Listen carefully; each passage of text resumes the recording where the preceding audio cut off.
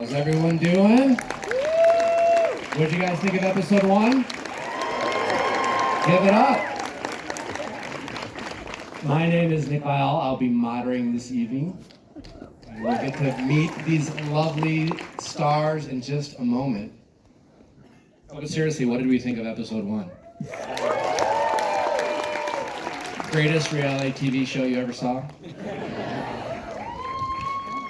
And here they are.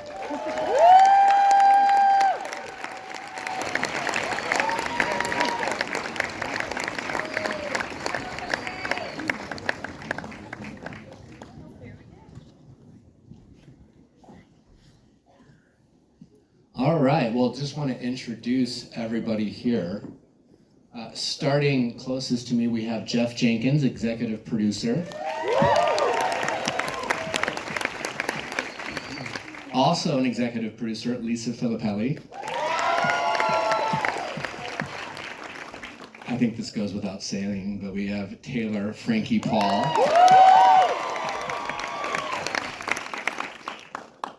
Possibly related to Ben Affleck. We don't know for sure quite yet. Jennifer Affleck.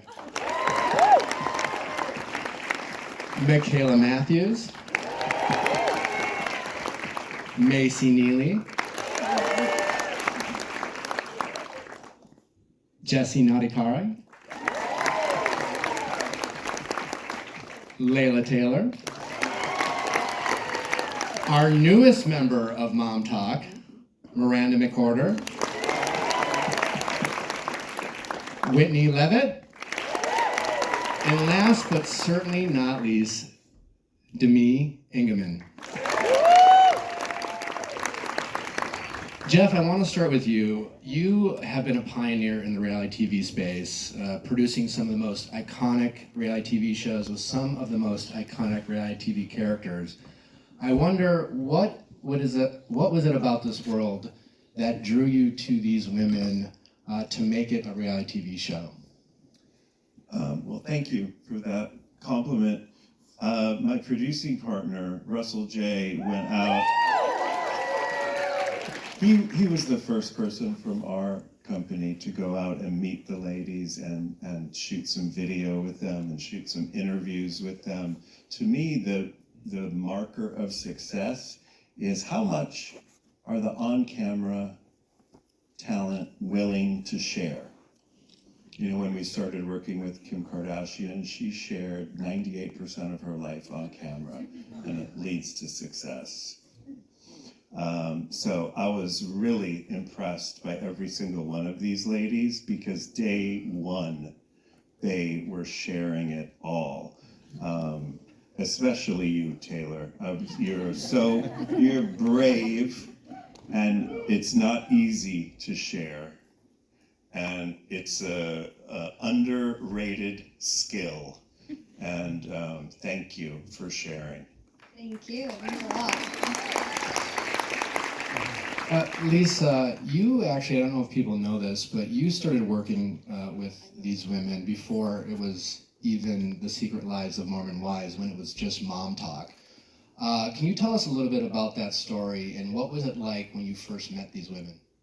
Sure. So I have to give all the credit to my colleague Danielle Postotnik, who is back somewhere out there. But Danielle was working with a number of the women. Actually met Macy's husband on a cruise when she was 13 years old, and came to me and my colleague Georgia Berger and was like, guys, I really think there's a show here. And I was like, all right, let's do it.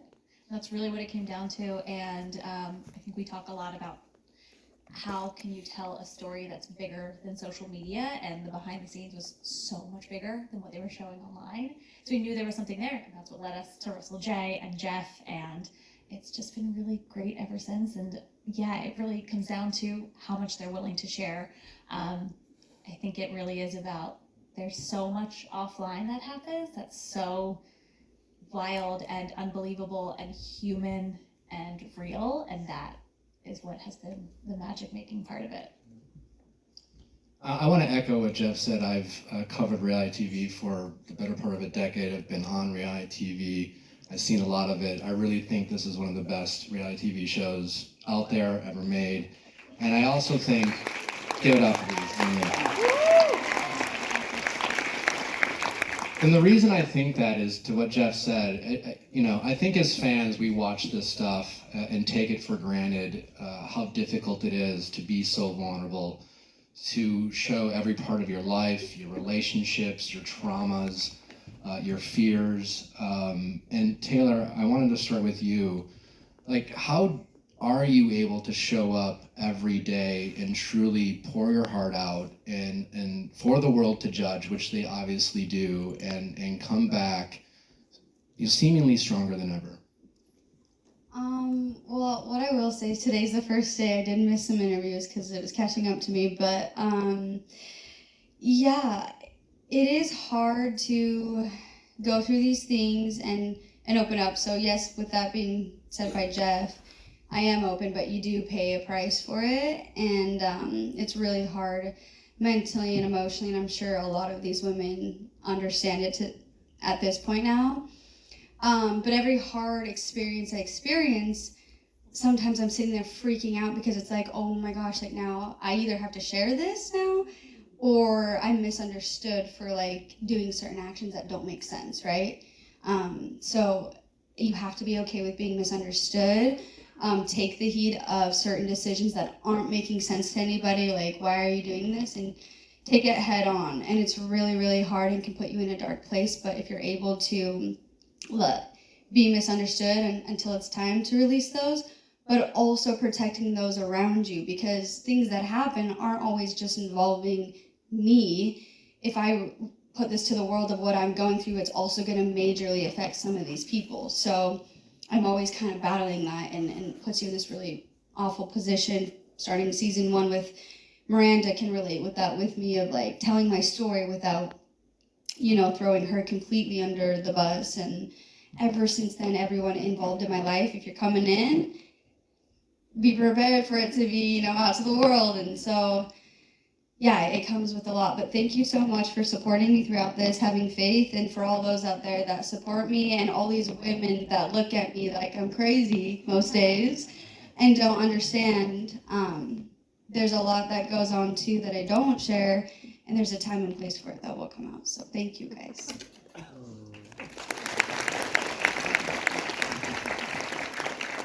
Jeff, there's a lot of people who want to be a part of reality TV.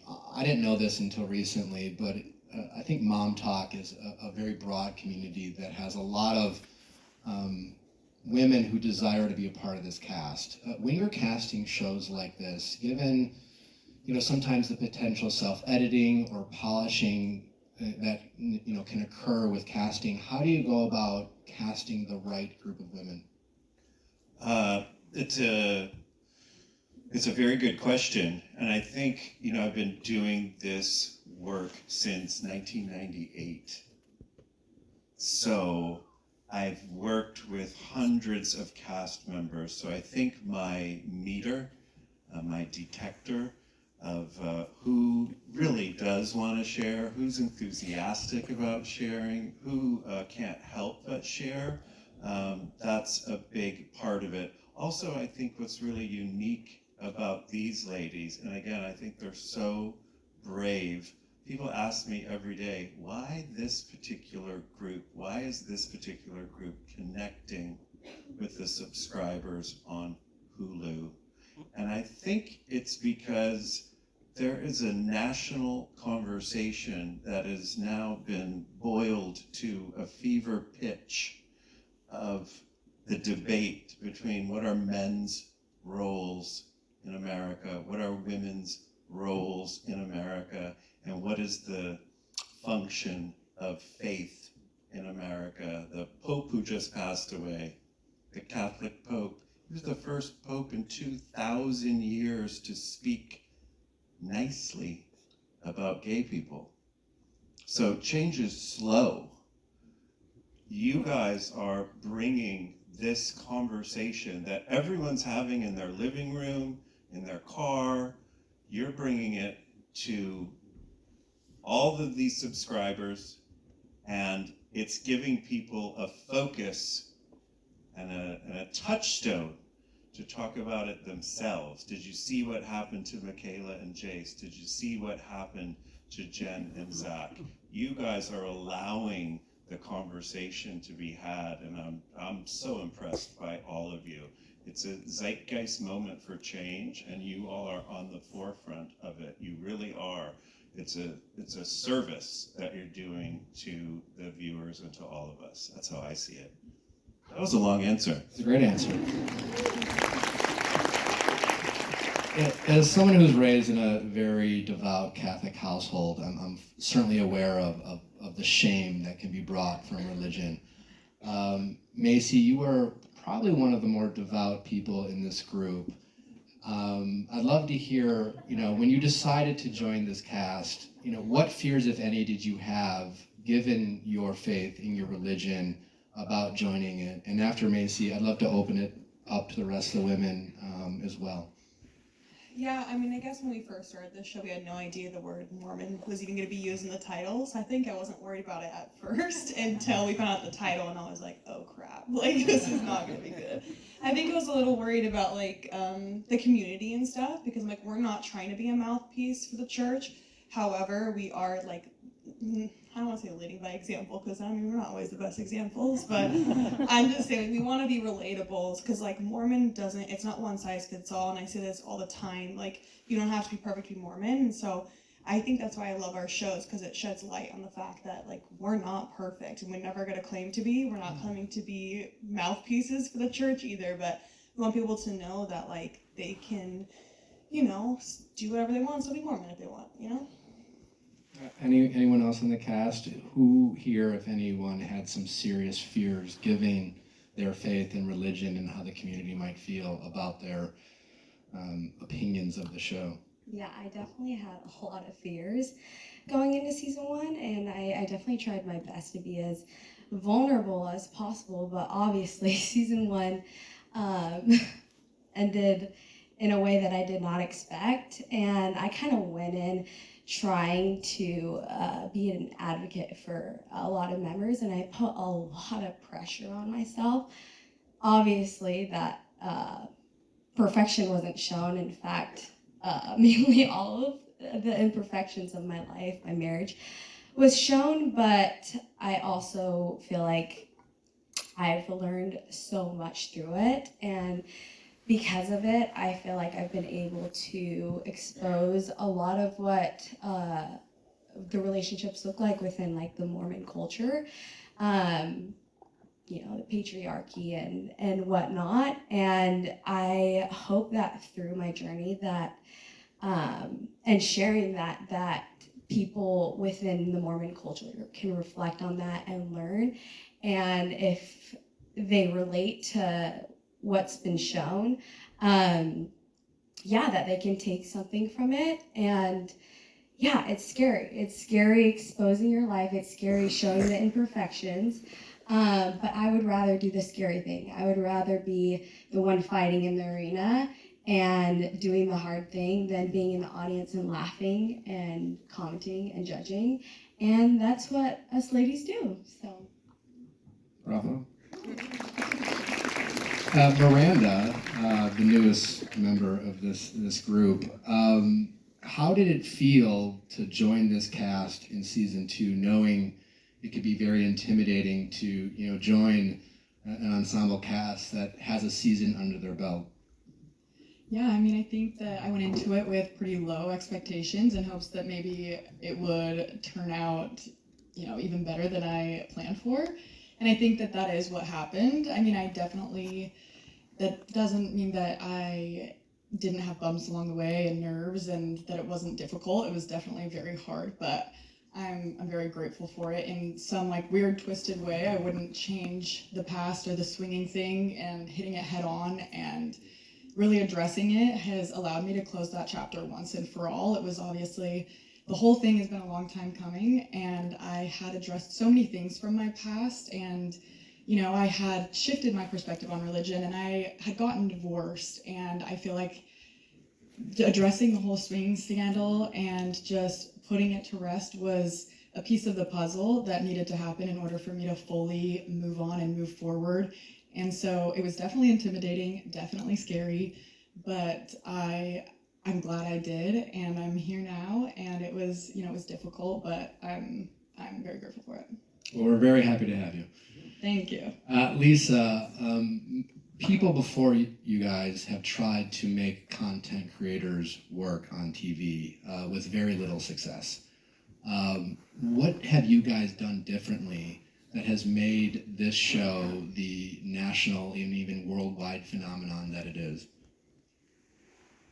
I think the early approaches were really just about numbers. It's like, let's get the biggest numbers, Frankenstein them together, and it's gonna be huge. Don't care about story, don't care about anything else. And I think what we've really accomplished on this show is that, like, soup to nuts, there is a really impressive team behind everything. From the team at Select, the team at JJP, like every single division of Hulu, we all work in tandem together, from brand partnerships to social to publicity to creative. Like, everybody is really working together to, like, activate and like to pull every lever to just go. And it was led by story. Like, really what it comes down to is what was happening again offline was just better than what was happening on TikTok. And I think sometimes you see a creator on TikTok with a very large following, like, that's amazing. There's maybe not more than that. And there's nothing wrong with that. It's a very lucrative business. But I think what we wanted to do was, like, tell a great story and think about how to do these things all together. What's the, main screen viewing experience and the second screen viewing experience? I think these ladies have things happening online all the time, and that's a big part of it too. But it really is like a group of people coming together and being experts in their fields, and combining all of their brilliance. Just a follow-up question to that. You made a great point that the internet is often something not to be trusted. And you can be a brilliant content creator, but in person, it might be a little underwhelming. What was it about these women that not only drew like TikTok audiences to their pages, but allowed them to truly be the stars that they are? I mean, it's how honest each of them is. I was following everybody before the show came out. It's like, look, I'm a new mom, I'm married. These are not problems that everybody isn't facing. Like, we've all gone through a version of this, and I think it's really refreshing to see other people going through similar journeys. And I think that's, and I'd love for everybody to, like, chime in on that too. I couldn't put my life out there the way that they have, but it's just a glimpse, right? And then, yeah, there are some people who you meet, and it's like, oh, that was underwhelming. And you just don't get that. Like, you get it. Like, you meet somebody and you're like, that's a star. Like, and I think each one of these women, you spend 30 seconds with them, and I hope you all get to after this, and you'll be like, okay, I get it. Yep.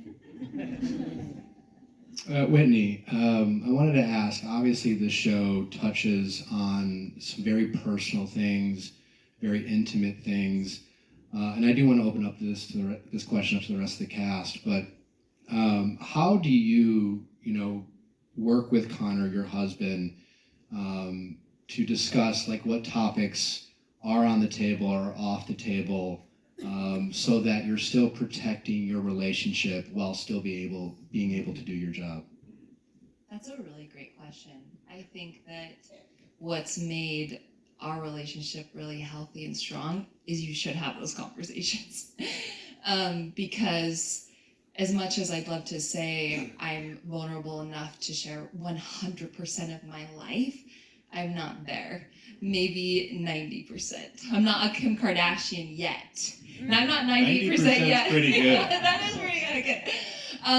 But yeah, I think it's very important to have those conversations, because I also want him to feel safe, and we're a team. And these are real things that we're struggling with.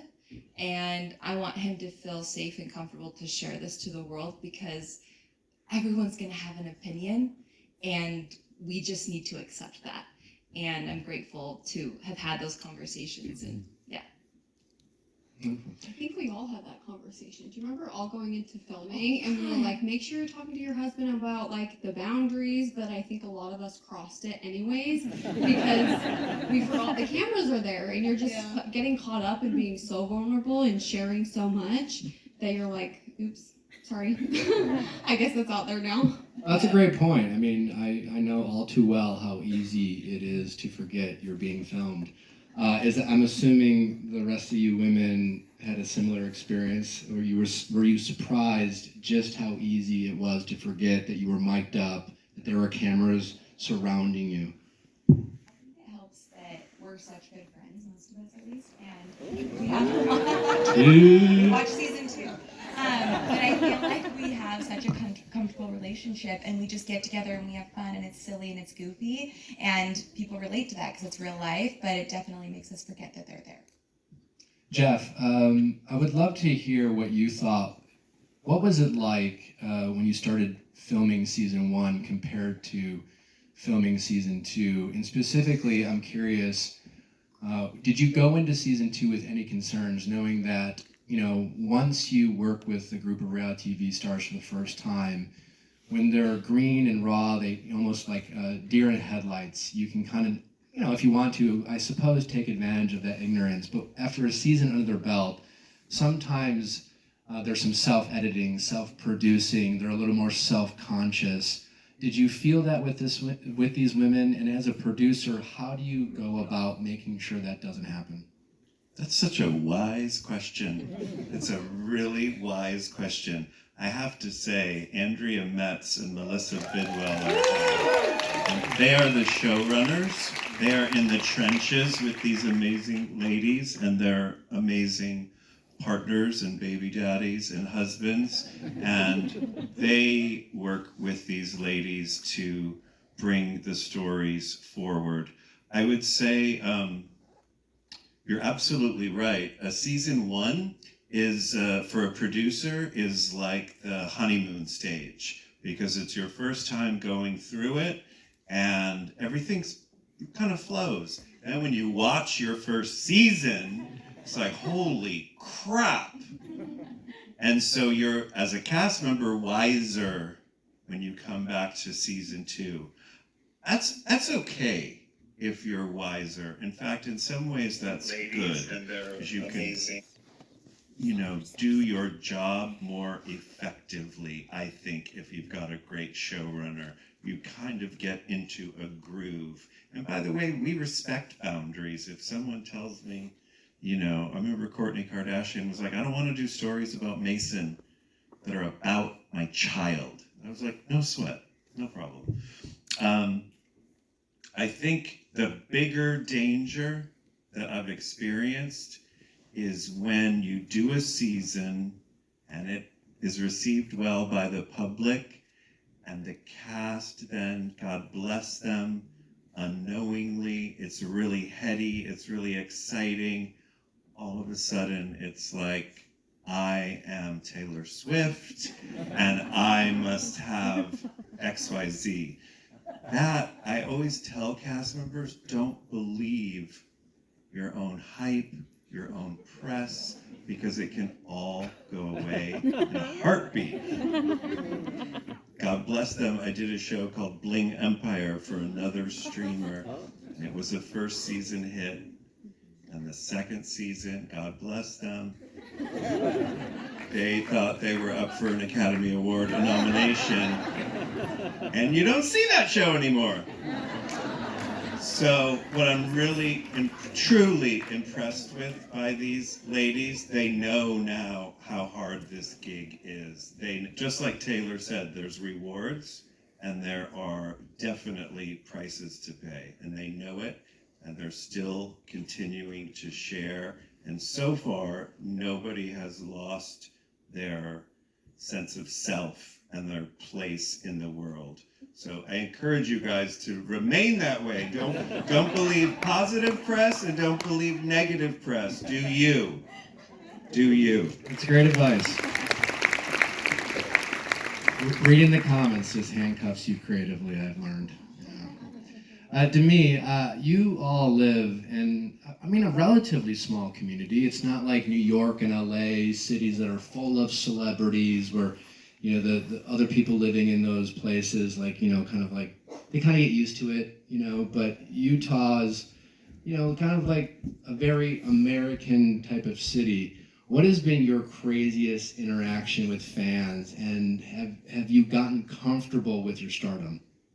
Oh man, it was shocking to me going to Times Square and being recognized by our billboard. That was the biggest aha moment for me, where I was like, whoa, this is real. It's one thing as creators, and I feel like we all have experienced it, going around our hometown, people recognize you. And so I think we were used to that to some degree. But going to New York and being in Times Square and having people come up being like, wait, we just had a watch party for you. You're here in person. It's like, whoa, this is real. This is happening. People are actually watching our lives and they are fans. This is crazy. And then being in Bahamas, I think that was the moment for me. I'm I am across the world and I have multiple people coming up asking for pictures. This is crazy. So for me, it's I'm still adjusting to it, because I'm at the end of the day, we are all just people. We're people, real people, sharing real stories, sharing our lives. And so I never want that to go to my head to any degree.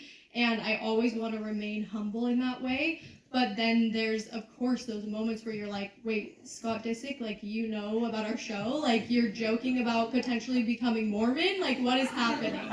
So it's surreal in a lot of ways, but also, it really tests you. It tests you to see how human you can remain the more known you become. So it's been kind of interesting for sure.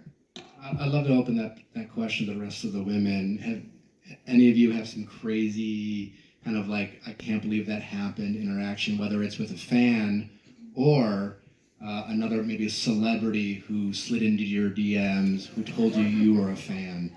You already know what we're gonna say, Nick. Lana Del Rey. Lana Del Rey. Of course. They don't. Oh, you're right. She slid into my DMs. Yeah, we got to meet her at Stagecoach, and she actually followed Macy, Jesse, and I a couple months back. Yeah.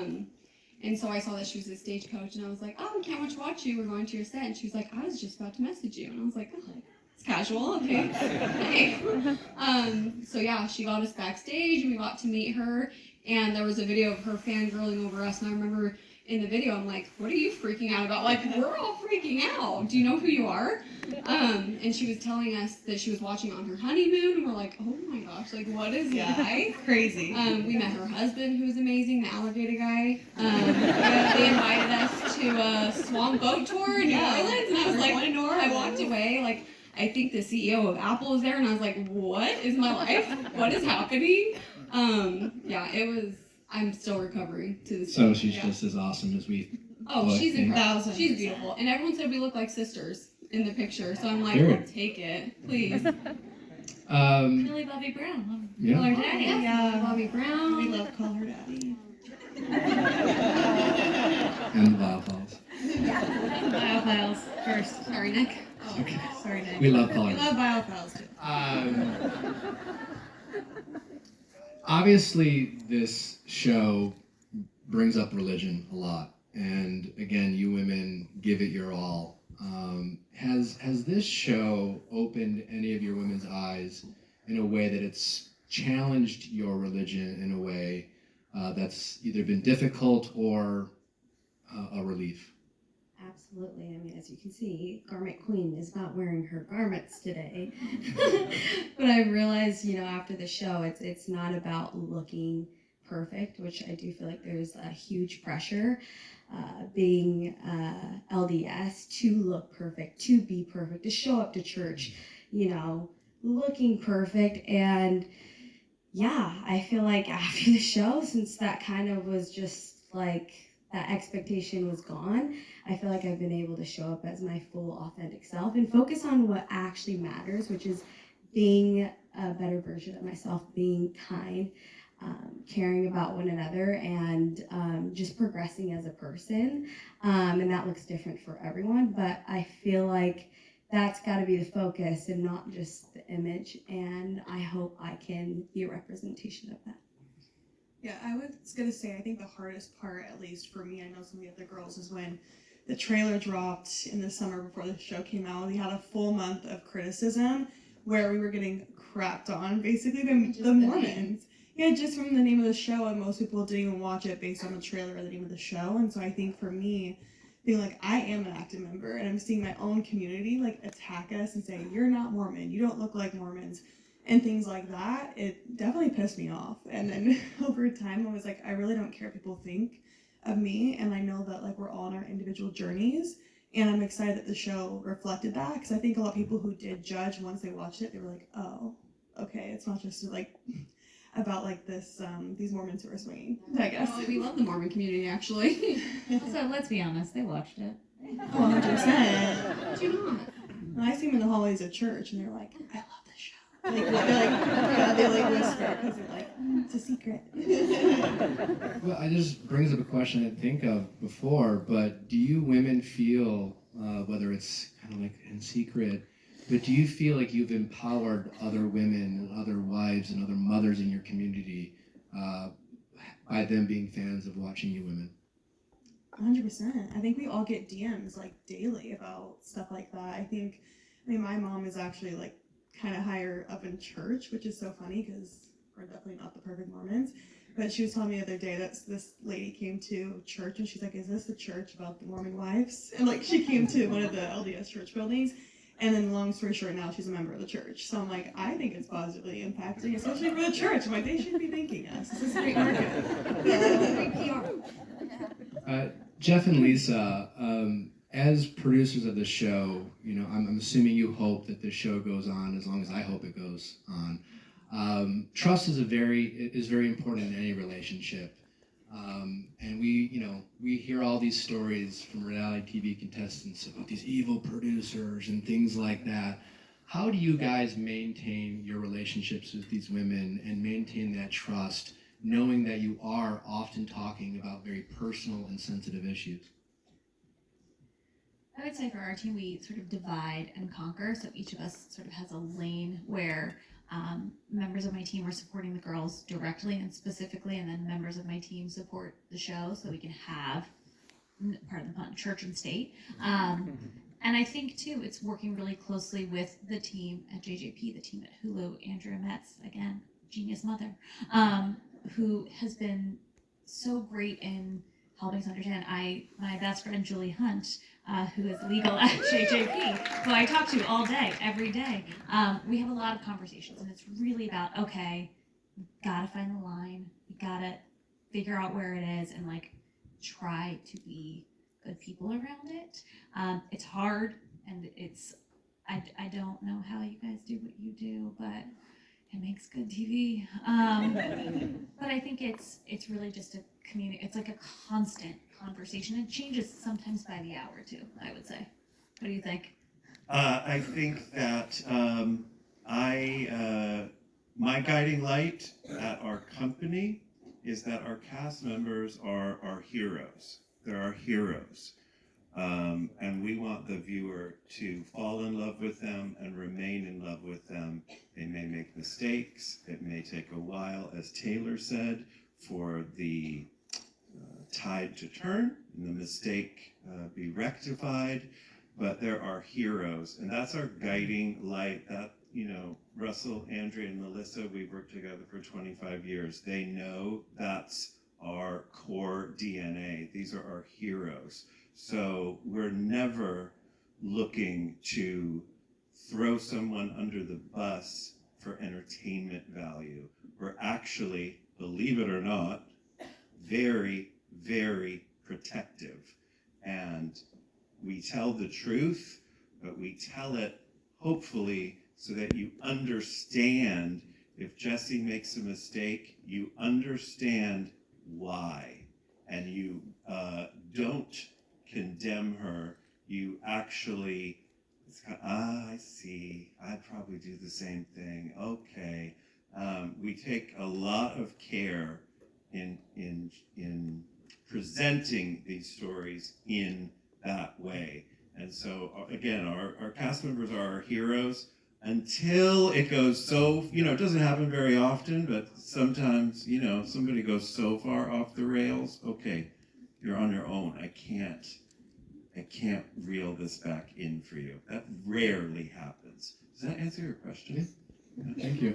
I think we have time for one more question. Actually, I was told to wrap it up, but I have one more question. And I'm going to open it up to the rest of the group of women.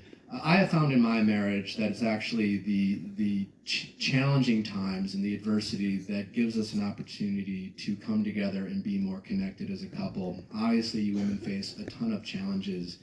Who here in this group has felt like this show and tackling some very serious and very personal issues have brought you closer together with your relationships, whether it be your marriages or your families? We were raising our hand. No, you go ahead. I would say in all relationships in my life, for sure, it has strengthened them with the girls. We've all been through something. I've been probably personally had something with all of them and still friends with most of them today. And also with my family, same thing where we've had these differences on and off screen. And it's no secret that boyfriend / baby daddy, same thing, like there's just these waves and like Jeff was saying, the more open you can be, the better, as hard as it is, but also to stay very humble in that, because 2022 Taylor was very self-centered, selfish. It's one of my worst versions of myself. And I had everything taken away from me in a snap of the fingers. And I think because I was on this high horse that I thought I was on, I lost it all overnight. So I was very humbled that year. And, I went through a lot of traumatic things, I think, since then. It can be taken away from you overnight. So when you do get this praise, I'm always in shock and awe and thank you for the support, because you know what? It's not always going to be here and you can lose it overnight. So I had to learn that the very hard way. And yes, I can stand with him on this. Is today I was really struggling and they were like, you know what? You take care of you. Your mental health comes first, because if we aren't able to gather ourselves, then we're not able to do this. So I understand it from that point of view, and I want to say thank you to them and to everyone. But yes, it absolutely has brought all relationships closer. You get stronger, and my advice, would be just to stay humble, because of all people I know, it can be taken away overnight. Anyone else? All I have to say is that I saved a lot of amount of therapy being on the show. And I feel like being a part of the show, you are forced to look in the mirror, and that's exactly what happened for Zach and I. It was obviously very hard, and to be honest, the show is either going to break us or grow together, and either would have been productive. If we were meant to get a divorce and that was what was right for us and our family, then that needed to happen, and the show is going to bring that. But it ended up actually just making us stronger than ever. And we still struggle, we still fight, but that's marriage. And anybody who's in a committed relationship knows that you fight, and that's what we show on the show. So yeah, if anything, it's just therapy for us. We're saving money, we're making money, and therapy at the same time. It's great. Well, I think that's all the time we have. Please give a big round of applause for this amazing cast and this team. Season 2, I can tell you because I've seen it, it's incredible. It's out soon. It's going to blow your mind. I can't wait till you all watch it. Thank you, Nick. Thank you.